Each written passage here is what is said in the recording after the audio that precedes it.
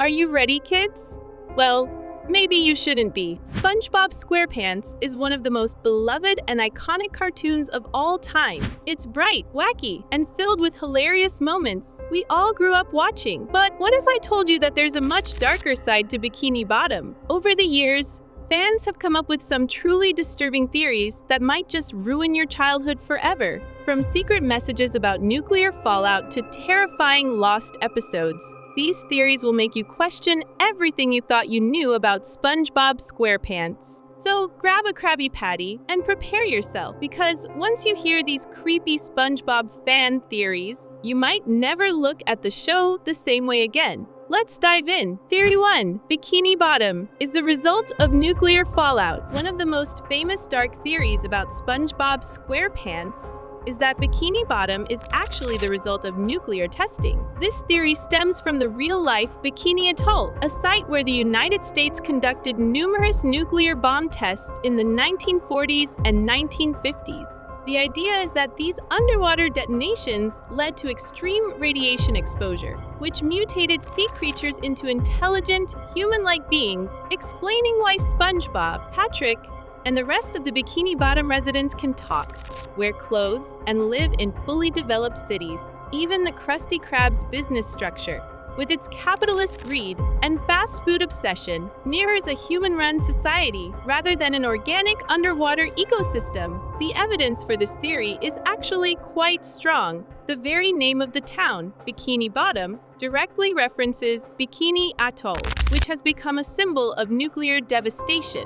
Some fans even speculate that the bizarre physics of the SpongeBob universe, such as underwater fires, functioning electronics, and explosive bubbles, are the result of lingering radiation warping reality. The show's creators have never confirmed this theory, but the connection to real-world nuclear history makes it one of the creepiest explanations for how SpongeBob's world even exists in the first place. If true, it turns a lighthearted children's show into a post-apocalyptic nightmare scenario. Theory 2. The 7 Deadly Sins Theory. Another chilling theory suggests that the main characters in SpongeBob SquarePants aren't just quirky personalities, but actually represent the 7 deadly sins from Christian theology. According to this interpretation, each major character aligns perfectly with one of these sinful traits, turning Bikini Bottom into a metaphor for human vice and excess. Mr. Krabs represents greed, as his entire personality revolves around hoarding wealth and exploiting his employees. Patrick is sloth, embodying laziness and lack of ambition. Plankton is envy, constantly jealous of Mr. Krabs' success and willing to do anything to steal the Krabby Patty secret formula. The rest of the characters fit the sins just as well. Squidward is wrath, perpetually annoyed and filled with resentment toward everyone around him. Sandy represents pride, as she takes extreme pride in her intelligence, Texas heritage, and physical strength. Gary, oddly enough, is gluttony, since his defining characteristic is his insatiable hunger for food. Finally, SpongeBob himself is lust, though not in a romantic sense, rather. He exhibits an overwhelming passion for his work, friendships, and daily life, often to the point of obsession. If this theory is true, it means SpongeBob SquarePants has a hidden moral lesson about the destructive nature of human flaws, wrapped up in the disguise of a kid-friendly cartoon. Theory 3.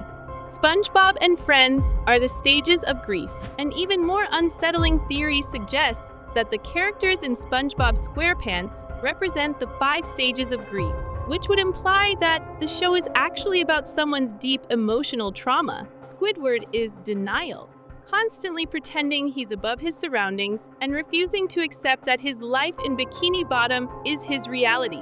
Plankton is anger, always lashing out at the world and blaming others for his failures. Sandy is bargaining, constantly trying to prove herself, inventing new gadgets, and attempting to balance her underwater and land-based identities. Patrick represents depression, as he often exhibits a complete lack of motivation, intelligence, or concern for the future. And finally, SpongeBob embodies acceptance, being the only character who fully embraces his life, no matter how chaotic or frustrating it gets. This theory implies that the entire show is a metaphor for someone struggling to process a traumatic event, with each character representing a different stage of their emotional journey.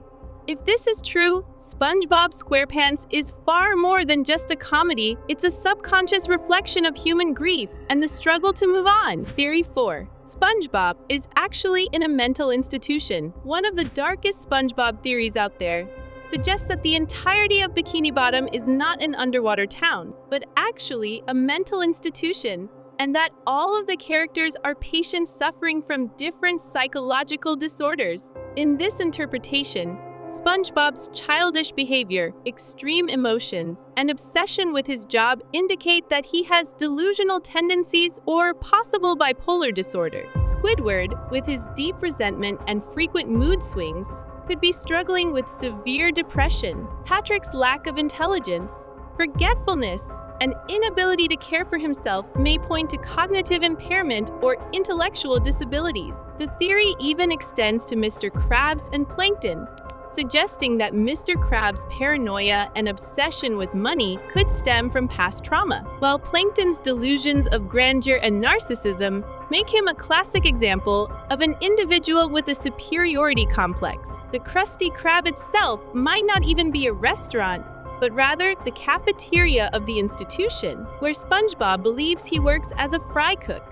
If this theory is true, then Bikini Bottom isn't a fun underwater city at all. It's a psychiatric ward where the patients live in their own fantasies, unable to cope with reality. Theory 5. Squidward's suicide and the show's lost episodes. Perhaps the most infamous and terrifying SpongeBob theory revolves around the legend of Squidward's suicide, a supposed lost episode that surfaced online as a creepypasta. According to the story, an intern working at Nickelodeon claimed to have discovered a disturbing, unaired episode featuring hyper-realistic animation, unsettling imagery, and a terrifying sequence where Squidward is shown in a deep depression before taking his own life.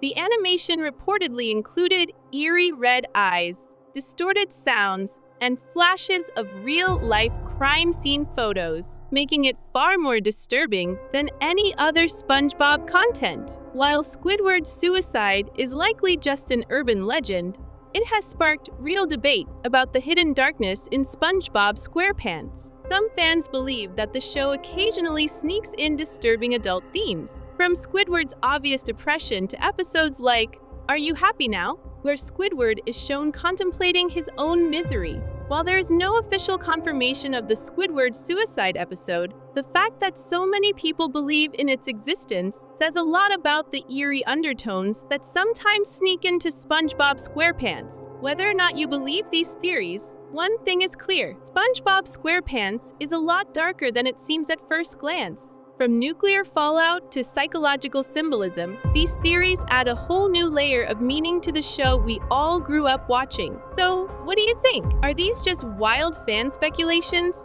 Or is there something deeper lurking beneath the surface of Bikini Bottom? Let me know in the comments.